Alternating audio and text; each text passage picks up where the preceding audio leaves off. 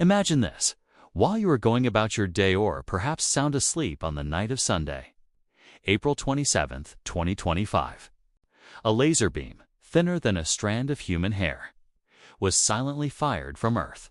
It traveled across 130,000 kilometers of space in broad daylight, struck a moving target no larger than a microchip orbiting the Moon, and bounced back to its point of origin with astonishing precision. All of this unfolding high above our heads with barely anyone noticing. Sounds like science fiction, right? But this isn't the plot of the latest blockbuster. This isn't theoretical physics. This isn't some distant future technology. This is happening right now. And the country behind this breakthrough isn't USA, nor it's NASA. It isn't UK. It isn't Russia either. The country behind this amazing technology is no other than China. While headlines have been dominated by trade wars and tariff disputes between Washington and Beijing, another competition has been silently unfolding above our heads. A race so consequential that it could determine which superpower controls humanity's future beyond our planet for the next century. Hello everyone, welcome back to the channel. Today, we're diving into perhaps the most important space story you've probably never heard about. How China is methodically building a lunar empire, while America stands at critical crossroads that could reshape its entire space science enterprise. The decisions being made by the superpowers in the coming months will echo across decades, not just in laboratories and observatories, but in the halls of power around the world.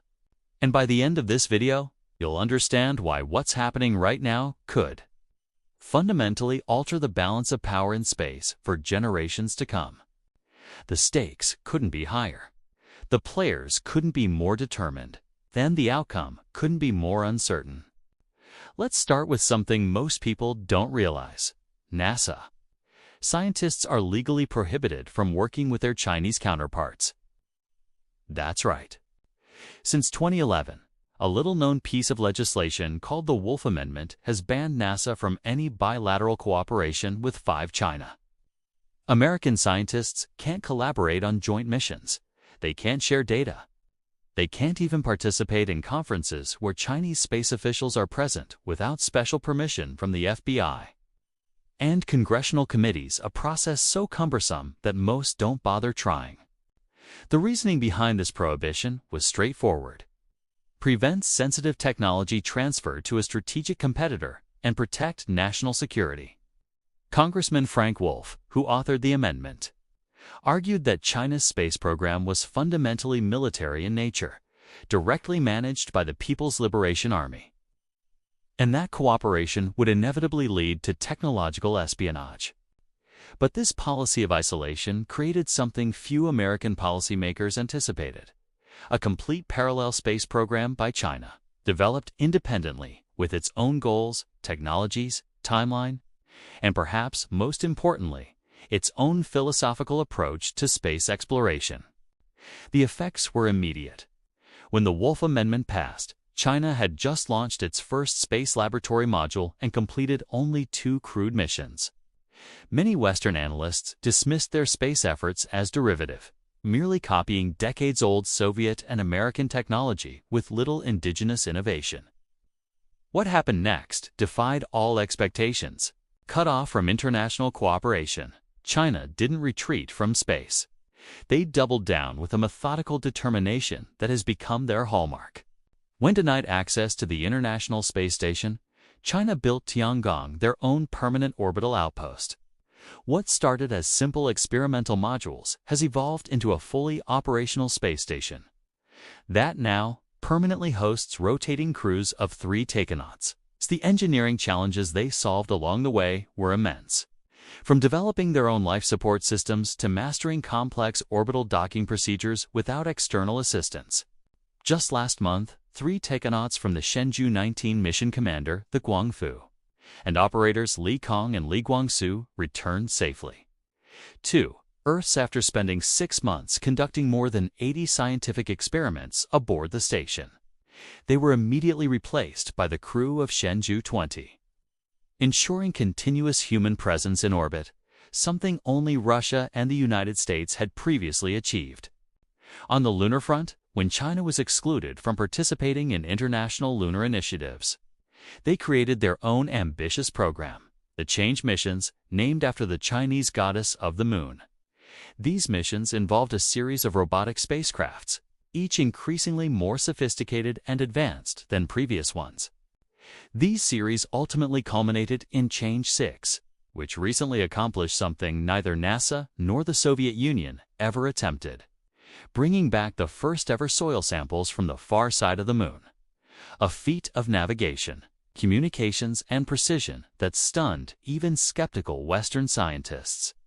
Dr. Jonathan McDowell, an astrophysicist at the Harvard-Smithsonian Center for Astrophysics, put it bluntly, "We're past the point where anyone can dismiss China's space capabilities.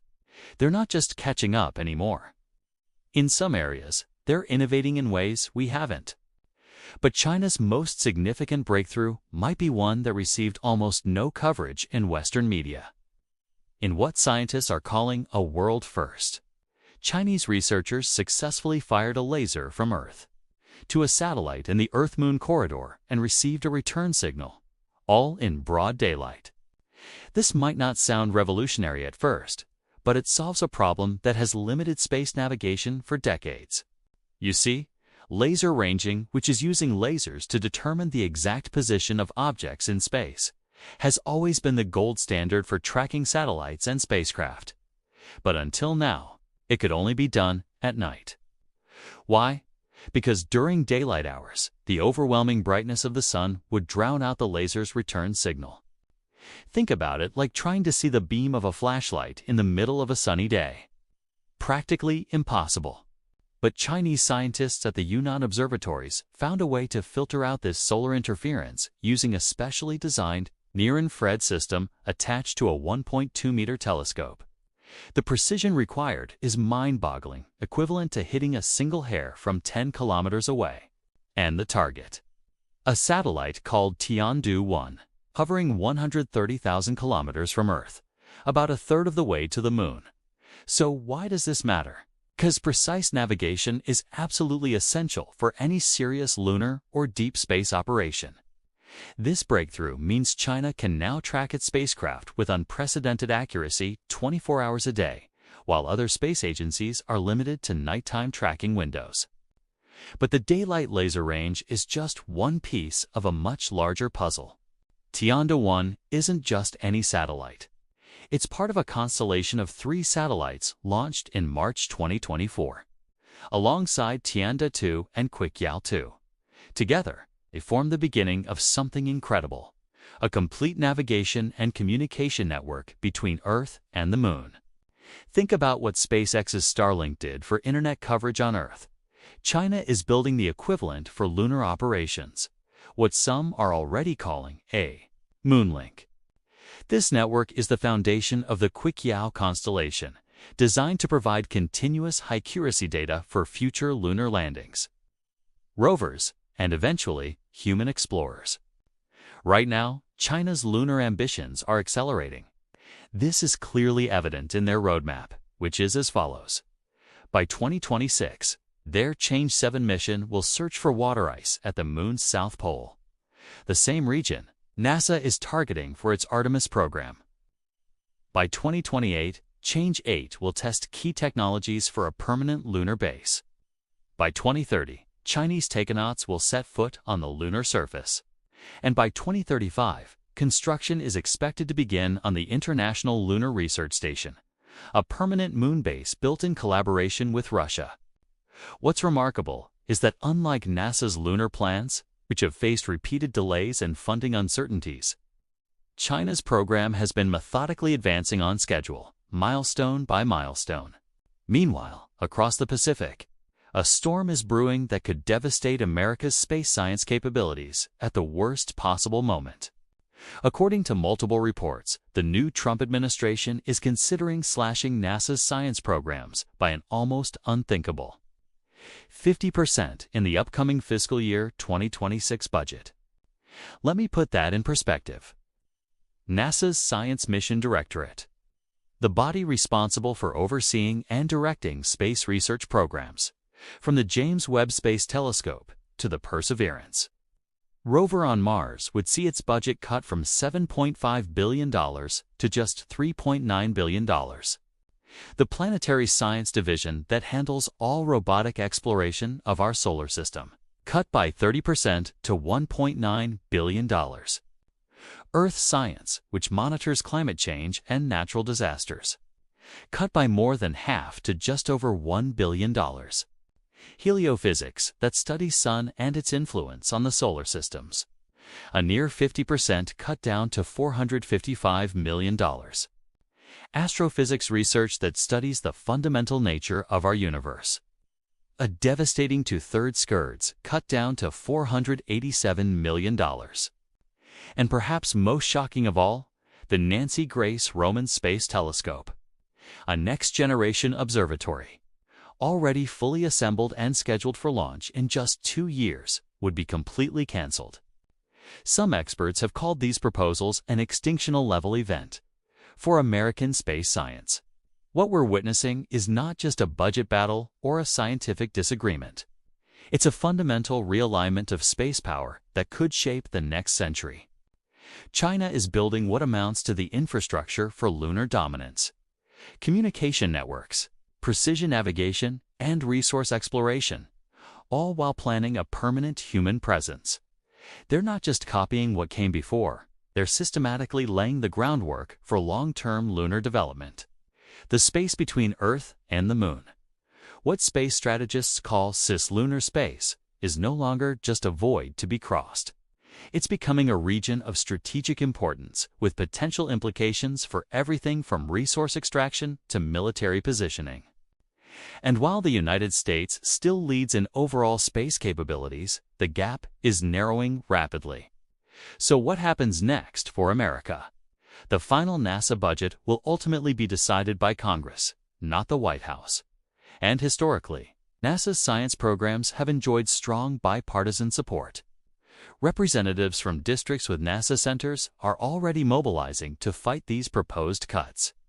But even temporary uncertainty in funding can disrupt complex multi-year missions and drive talented scientists and engineers toward more stable careers or toward competitors. China, meanwhile, continues to execute its carefully planned space strategy year after year, regardless of leadership changes or economic conditions. Their approach to space is fundamentally different. They view it not as a sprint, but as a marathon, with objectives planned decades in advance, and with the patience to achieve them systematically. Ultimately, the question isn't whether China will establish a permanent presence on the Moon. It's whether the United States will be there to meet them when they do.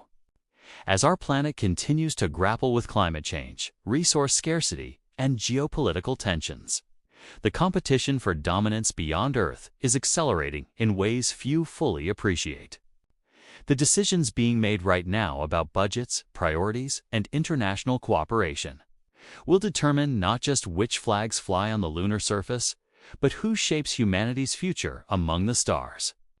Will the 2030s see a vibrant, multinational presence on the Moon, with scientific outposts from many countries advancing human knowledge together? Or are we witnessing the early stages of a lunar monopoly, where a single nation controls access to the resources and strategic positions that could dominate the space economy for generations? And perhaps the most urgent question of all, as China fires lasers through daylight to guide its lunar ambitions, is America about to turn off the lights on its own space science programs? What do you think will happen next in this new space race? And more importantly, what do you think should happen? Leave your thoughts in the comments below. Love this video? Then hit the subscribe, like, and notification buttons because next week, we're going to explore something even more controversial: the militarization of cislunar space and what it means for the future of warfare. I'll see you in our next video.